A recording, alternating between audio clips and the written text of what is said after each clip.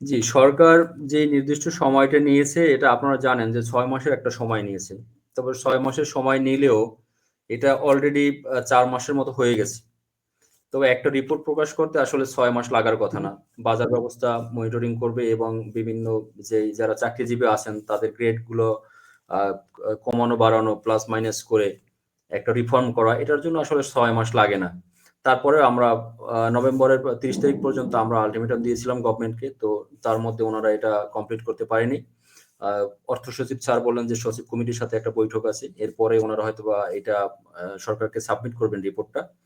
So আমরা এই যে ৫ তারিখে যে সমাবেশটা করলাম এখন সেই সমাবেশে আমরা গভর্নমেন্টকে একটা মেসেজ দিয়েছি যে এই এই ডিসেম্বর মাসে ১৫ই ডিসেম্বরের মধ্যে রিপোর্ট প্রকাশ হয়ে রিপোর্টটা দিবে এবং সরকার এটাকে একটা আপনার গেজেট আকারে প্রকাশ করবে এবং জানুয়ারি মাস থেকে এটা আমরা চাচ্ছি যে এই ইয়াটা যাতে বাস্তবায়ন হয়।